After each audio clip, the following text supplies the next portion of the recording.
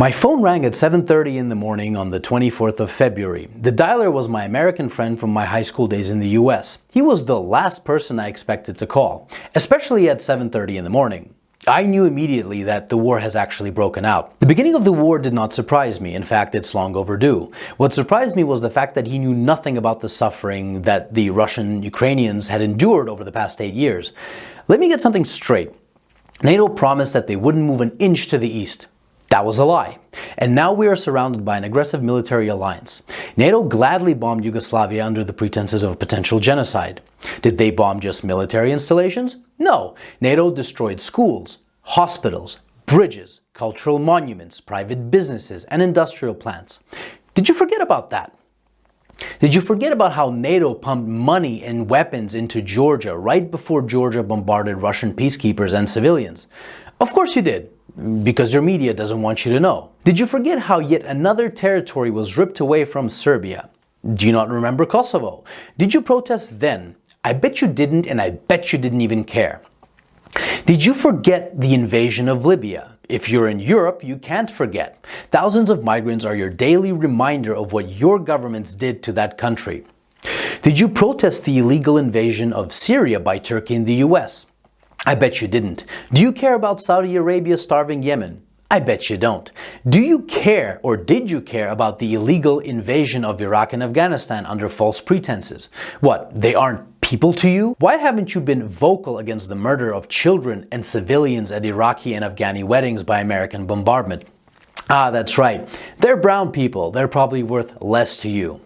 Where were your crocodile tears when Kiev started bombarding Ukrainian Russians in the east simply for doing the exact same thing as the Ukrainians did in the west, was to get rid of a corrupt government? Where were your crocodile tears when Kiev shut off electricity and water to Crimea?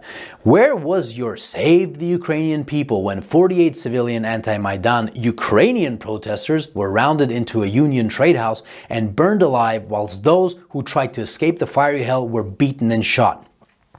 Do you by any chance know who the Madonna of Gorlovka is? Do you know what the Alley of Angels memorial is? Let me give you a hint. People engraved into that memorial aren't alive, and they are not adults. Did you shed even one digital virtue signaling tear when the children at the children's beach in Zagreb were purposefully bombed by the Ukrainian military using illegal cluster bombs? I bet you didn't.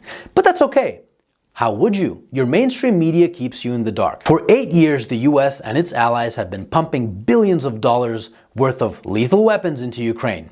For 8 years, the Ukrainians have been waging a war with their own people in the east. And for 7 years, Russia and the people of the Donetsk and Lugansk republics have been patiently waiting for Kiev to adhere to the Minsk agreements. Should Russia have waited maybe 20 more years? You know, the amount of years that the US spent killing Afghanis. So whilst leaders like Boris Johnson, Joe Biden, Emmanuel Macron, Olaf Scholz and Ursula von der Leyen have been virtue signaling about the poor Ukrainians, they have been robbing the Ukrainians of their dignity, making their economy run on loans from the IMF, and basically robbing them of their future. And Russia is to blame when we were their primary trading partner? The West pushed Russia into a corner. Protect yourself from an increasingly hostile neighbor who wants to become part of a hostile military alliance called NATO and lose Nord Stream 2, for example. Or watch Russian Ukrainians get slaughtered by the thousands. The West wanted to fight this war with Russia until the very last Ukrainian.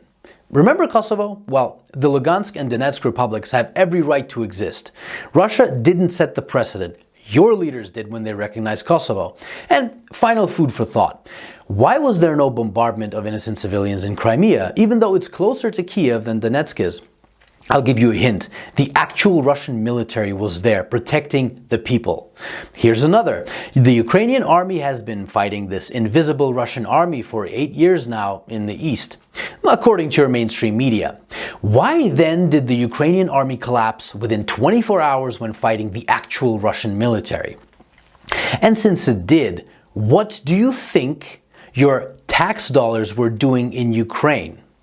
That's right. Your tax dollars were used by Ukrainians in the West to kill Ukrainians in the East, and you didn't give a flying So if you haven't been following this conflict from day one and now you put the blue and yellow flag on your photo, wipe away your crocodile tears, please, and find out why your governments have been supporting those who have made a Nazi criminal, Stepan Bandera, their national war hero. Don't expect a good result from pushing a bear and a dragon into a corner. And definitely don't be surprised when that bear and that dragon begin pushing back. So if you haven't been crying for the collectively millions of dead Iraqis, Afghanis, Syrians, Libyans, Yugoslavians, and East Ukrainians these past 20 years, but you're crying crocodile tears for Ukrainian military installations, wipe them away and think about what your governments have been doing and what they're still doing. And I hope that this 8-year story of a war started by a criminal Ukrainian government against its own people can finally come to an end, and Ukrainians and Russians can finally live in peace.